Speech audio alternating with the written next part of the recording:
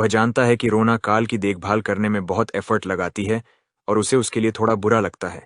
वह पहले से ही जानता था कि ऐसा कुछ होगा। वह उसे रोना बंद करने का आदेश देता है क्योंकि वह उसे डिस्ट्रैक्ट कर रही है। वह उसे आश्वस्त करता है और उसे चिंता न करने के लिए कहता है क्योंकि काल फिर से उसके पास लौट आएगा। वह वहां कंफ्यूज्ड खड़ी है, ये सोचकर कि क्या उसके दिमाग में कुछ गड़बड़ है। वह बस मुस्कुराता है और उसे अब उसके पीछे हटने का निर्देश देता है। वह अपनी जैकेट से स्क्रोल निकालता है। स्क्रोल पर अपना हाथ रखते हुए वह उसमें अपना माना डालता है। कुछ मैजिकल होने लगता है और वह यह देखकर हैरान हो जाती है कि वह माना का उपयोग कर सकता है। तुरंत उसे चेतावनी देते हुए कि यह यहाँ इलीगल है। पहली बार वह अपने माना को ठीक से कंट्रोल नहीं कर पाता है, इसलिए वह फिर से कोशिश करता है और उसे चेतावनी देता है कि अगर वह उसे डिस्ट्रैक्ट करती रही तो काल एक बार फिर मर जाएगा और इस बार यह उसकी गलती होगी। वह उसे समझाता है कि वह ऐसा व्यक्ति बन गया है जिसने अभी तक जीनियस ऑफ माना डिटेक्शन के अपने ट्रेड को नहीं जगाया है। इस एम्पायर में 15 साल से कम उम्र में माना का उपयोग करना फॉरबिडन है जब तक कि कोई इंपीरियल फैमिली से न हो। इस वजह से अन्य छात्रों की तुलना में जो बाद में माना कंट्रोल सीखना शुरू करते हैं, इंपीरियल फैमिली के वंशज मैजिक में कई गुना अधिक प्रोफिशिएंट होते हैं। एकमात्र चीज जो वह अब भी कर सकता है वह है इस स्क्रोल में जितना माना हो सके उतना डालना। इस पल में वह अपनी हथेलियों से एक फेंट एनर्जी निकलते हुए महसूस करने लगता है। वह जानता है कि यह माना है। वह इसे इंटरेस्टिंग पाता है क्योंकि यह स्क्रोल एक one time use energy voucher है और इस बार वह कोई गलती नहीं कर सकता है। अब से वह जिस मैजिक का उपयोग करेगा वह ब्लैक मैजिक है। सिस्टम पुष्टि करता है कि skill book of the dead नेक्रोमैक्रॉन प्राप्त हो गया है। सिस्टम उसे यह भी बताता है कि टारगेट काल को एक अनडेड के रूप में पुनर्जीवित किया जा सकता है। उसे सिस्टम से पढ़ा हुआ याद आता है कि इनर लुकैटिक के भीतर 2 प्रकार के प्राणी हैं जिनमें अनडेड का ट्रेट है। पहला प्रकार ब्लैक मैजिक या डार्क माना के माध्यम से जीवन में वापस लाए गए प्राणी हैं और दूसरा प्रकार वे हैं जिन्हें बिना ईगो के पुनर्जीवित किया गया है, जो स्ट्रॉन्गर बीइंग्स के रूप में रीबॉर्न हुए हैं। वह यह भी जानता है कि ऐसे प्राणी अपने मास्टर के प्रति अंधे रूप से लॉयल रहेंगे। हालांकि समस्या यह है कि केवल एक ही परिवार है जिसे कॉर्प्सेस को अनडेड के रूप में पुनर्जीवित करने के लिए जाना जाता है और वह डार्क फैमिली मरवास फैमिली है। जबकि राइनर भी एक डार्क फैमिली है, यह एक नाइट फैमिली है। जबकि मरवास फैमिली ब्लैक मेजेस हैं जो अनडेड को कंट्रोल करते हैं। उस मामले में वह सोचता है, क्या उन प्लेयर्स को जो मारवास फैमिली से संबंधित नहीं हैं, उन्हें उनकी स्किल्स का बिल्कुल भी उपयोग करने में असमर्थ नहीं होना चाहिए? वह जानता है कि जवाब नहीं है, क्योंकि उसे one time use skill selection voucher मिला था। उससे उसे नेक्रोमैक्रॉन, जिसे बुक ऑफ द डेड भी कहा जाता है, मिला।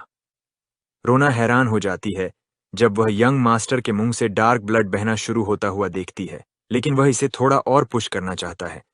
अचानक वह देखता है कि उसका माना खत्म हो रहा है। उसी पल काल वापस जीवन में आ जाता है। सिस्टम पुष्टि करता है कि उसने स्किल को सफलतापूर्वक एक्टिवेट कर दिया है। काल अब पहले से कहीं ज्यादा मजबूत है। सिस्टम उसे बताता है कि उसके पेट काल को एक अनडेड के रूप में पुनर्जीवित किया गया है। वह इस स्किल को सफलतापूर्वक प्राप्त करके डिलाइटेड महसूस करता है। अब वह सिस्टम के भीतर काल की ट्रेट्स को देखता है। वह यह देखकर हैरान है कि काल पहले से कहीं ज्यादा इंप्रूव्ड है। हालांकि काल में कुछ नेगेटिव ट्रेट्स भी हैं।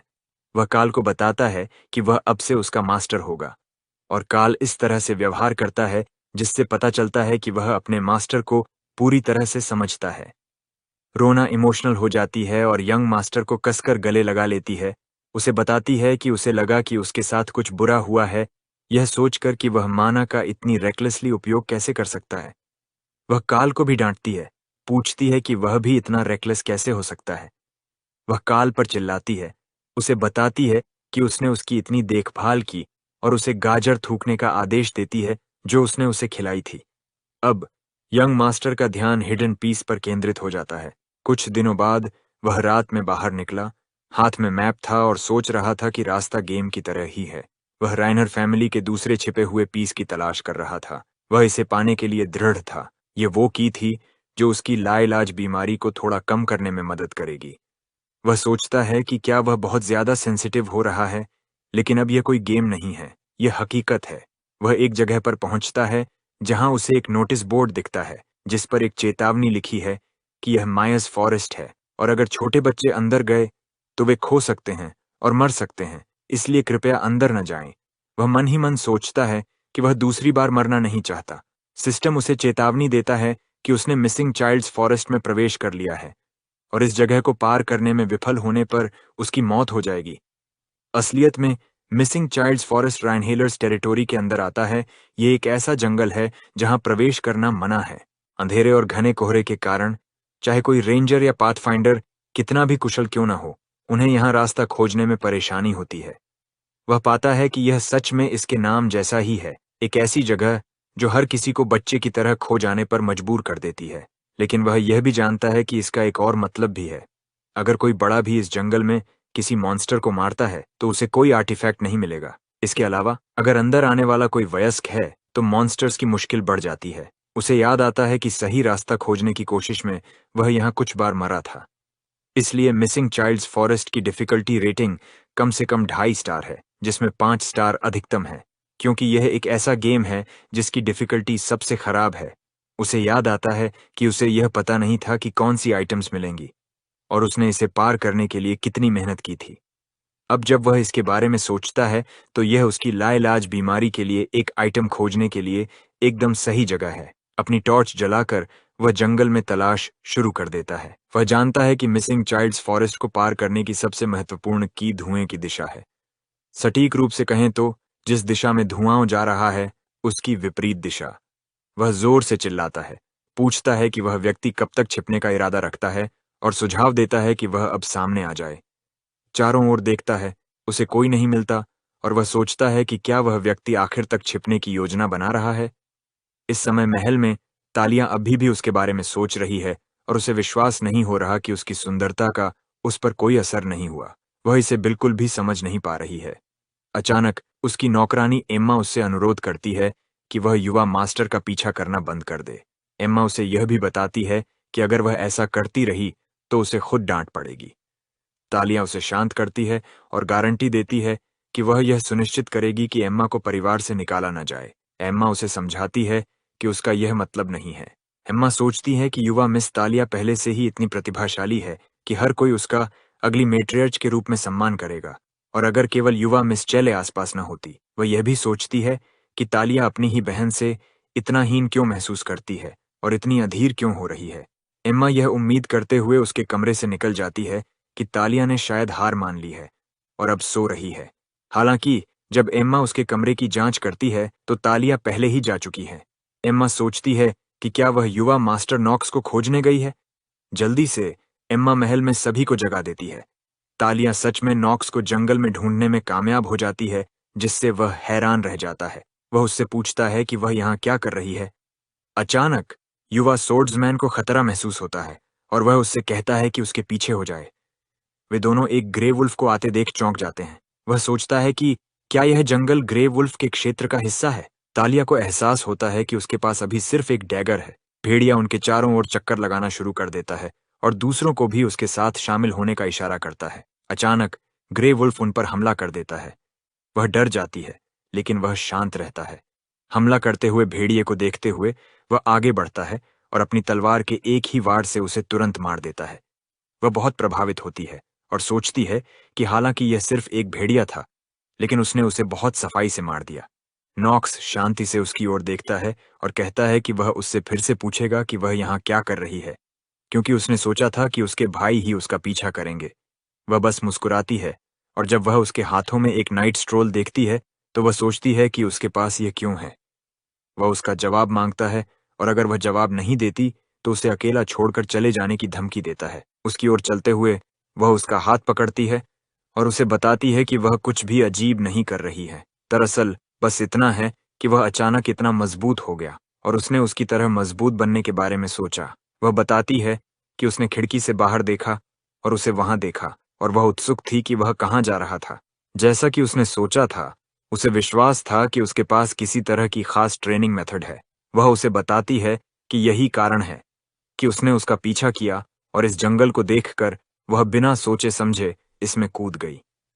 नॉक्स को अब 3 चीजें पक्की हो गई हैं। पहली, वह उसके बारे में बहुत ऊंचा सोचती है।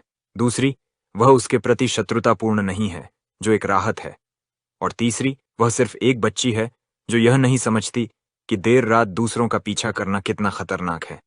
युवा सोर्ड्समैन उस पर मुस्कुराता है और सोचता है कि क्योंकि वह एक कोर कैरेक्टर में से एक है, वह उसे यहाँ अकेला नहीं छोड़ सकता। वह उसे अब भी के लिए उसके पीछे चलने के लिए कहता है। हालांकि वह यह साफ कर देता है कि वह उसकी मदद करने की कोशिश नहीं कर रहा है, बल्कि बस इस स्थिति को सुलझा रहा है ताकि उसके परिवार पर कोई आंच न आए।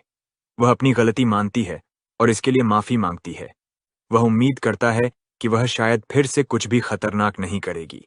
वह अपनी जान बचाने के लिए उसे धन्यवाद देती है और जैसे ही वह कुछ कहने वाली होती है, वे देखते हैं कि बड़ी संख्या में भेड़िए उन्हें घूर रहे हैं।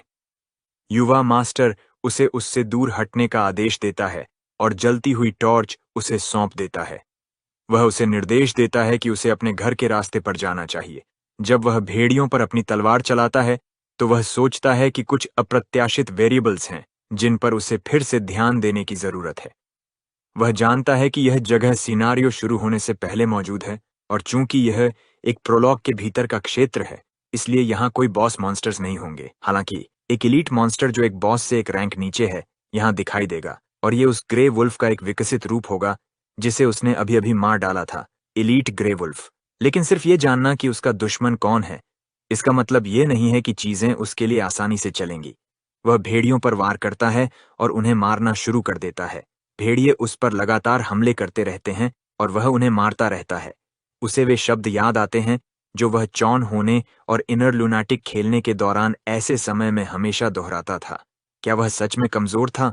तालियां उसे अनगिनत भेड़ियों को मारते हुए देखती है और सोचती है कि क्या उसने अभी तक अपनी पूरी ताकत नहीं दिखाई है, क्योंकि जब उसने अपने भाइयों से लड़ाई की थी तब उसकी तलवार टेक्निक और भी अद्भुत लग रही थी।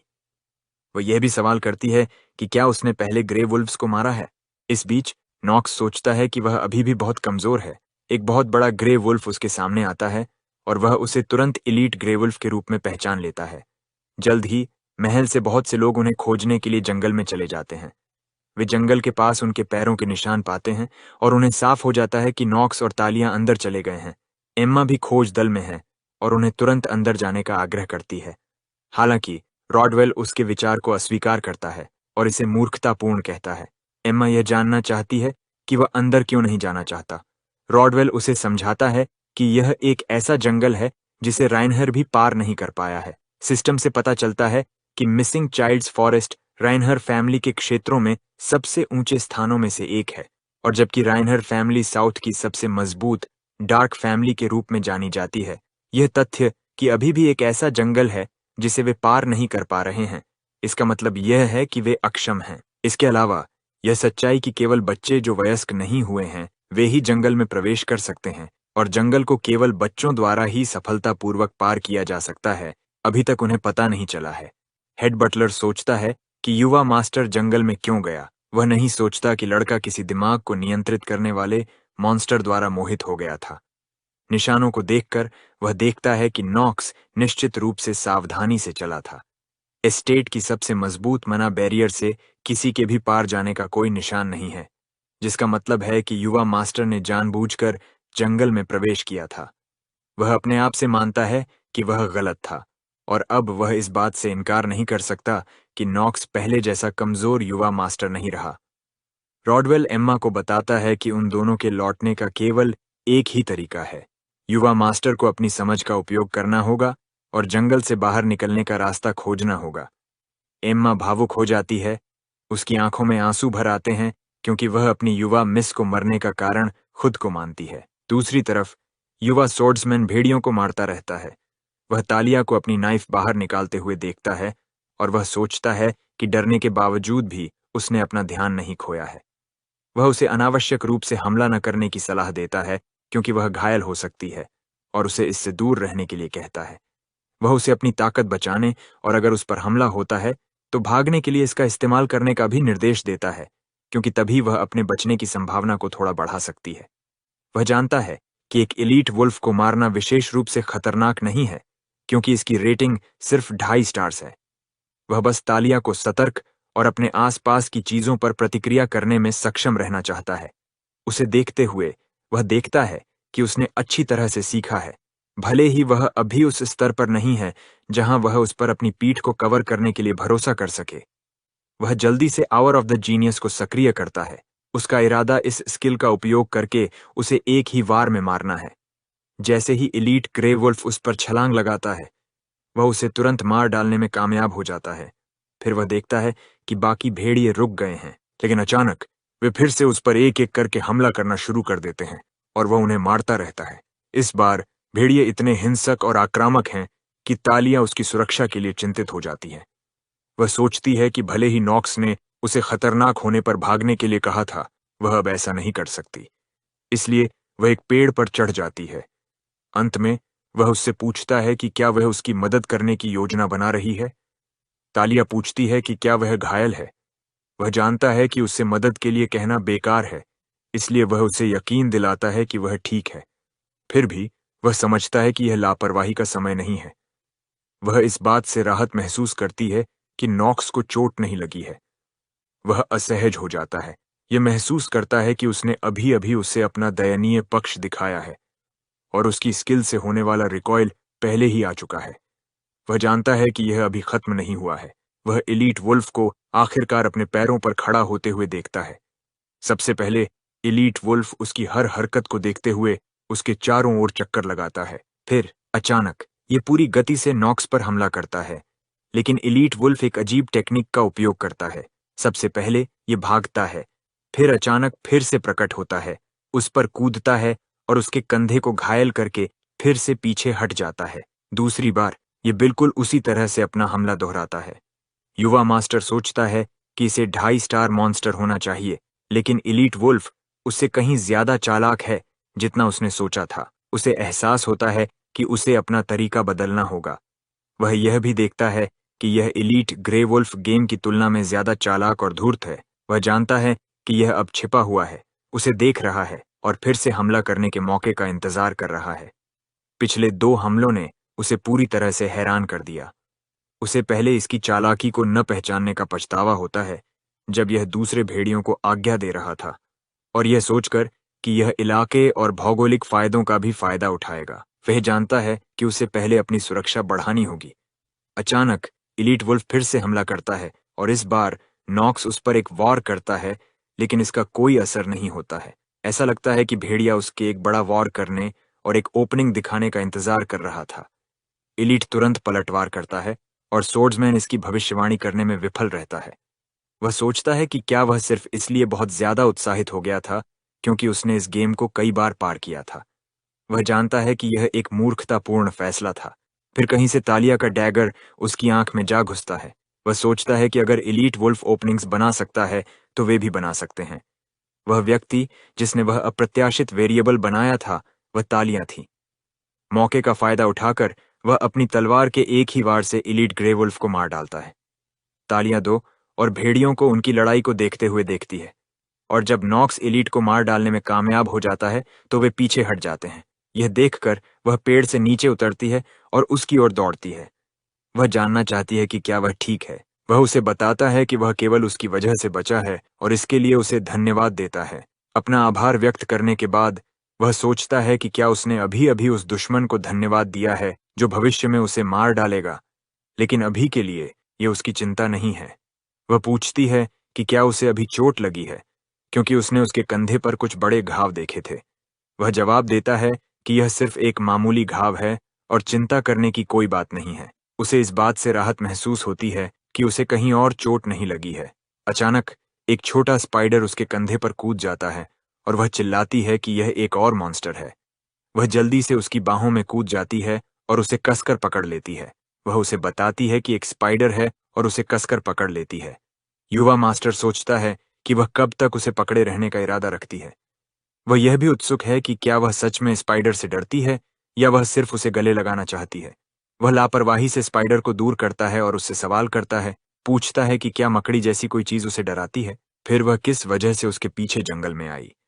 वह पूछती है कि क्या वह स्पाइडर से नहीं डरता है। सोर्ड्समैन जवाब देता है कि इस तरह के डर के साथ वह निश्चित रूप से एक नाइट नहीं बन पाएगी।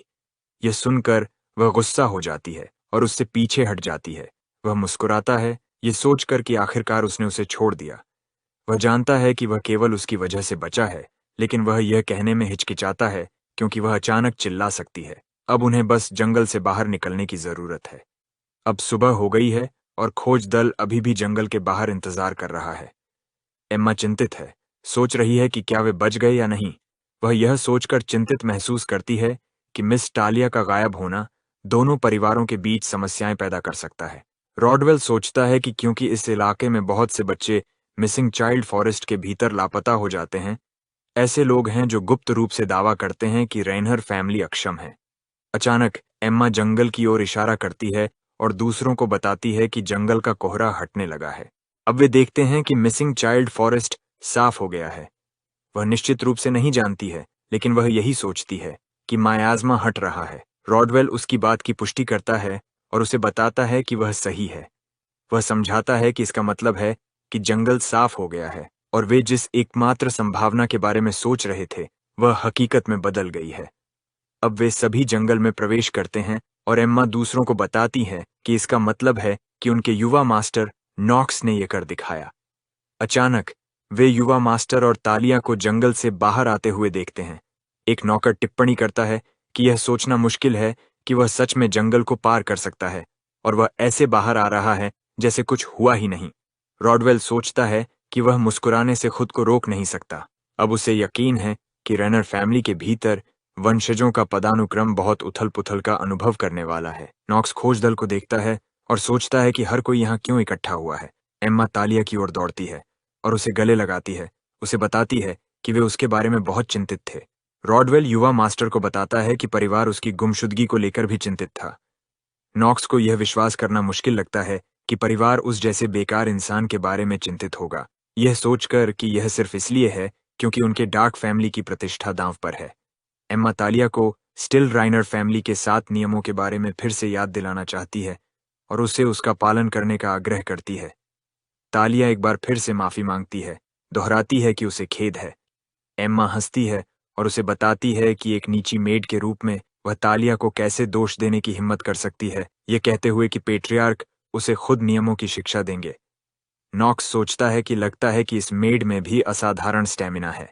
जब वह उसकी स्टेटस की जांच करता है, तो वह देखता है कि उसकी स्टेमिना 4.5 है। एम्मा सोर्ड्समैन के पास जाती है और उनकी युवा मिस की रक्षा करने के लिए उसे धन्यवाद देती है। तालिया सोचती है कि उसकी उसके साथ जाने की इच्छा भी नहीं थी। वह उसे बताता है कि उसने खुद अपनी जिम्मेदारी उठाई और उसे ज्यादा परेशान न होने की सलाह देता है। उसके बाद वे सभी महल लौट जाते हैं। युवा मास्टर अपने बेडरूम में जाता है, यह सोचकर कि अभी के लिए यह खत्म हो गया है। वह सोचता है कि रॉडवेल का नाइट्स के साथ जंगल के बाहर इंतजार करना पूरी तरह से अप्रत्याशित था। वह सोचता है कि क्या यह तालिया की वजह से था, लेकिन फिर भी उसे छिपी हुई पीस मिल गई। सिस्टम पुष्टि करता है कि उसे एक नया आर्टिफैक्ट मिला है। यह एक एक्सेसरी है जिसे ब्लैक फ्लेम रिंग कहा जाता है। सिस्टम उसे इसके बारे में पूरी जानकारी देता है।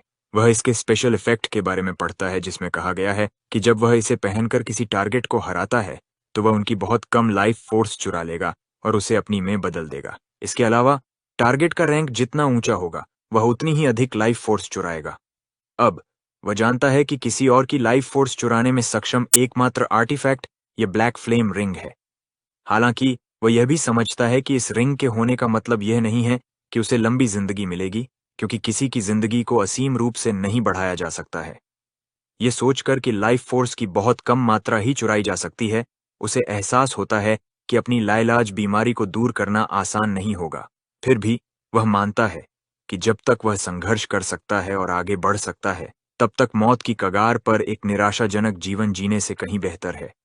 वह रिंग को अपनी उंगली में डालता है। अब वह निश्चित रूप से अपनी लाइफ फोर्स और माना को महसूस कर सकता है। वह रोना को थोड़ी देर के लिए अंदर आने के लिए कहता है, यह जानकर कि वह उसके कमरे के ठीक बाहर है। कुछ ही सेकंड में वह अंदर आती है और सोचती है कि क्या वह चीजों को देख सकता है। वह उसे बताता है कि शायद वह कर सकता है।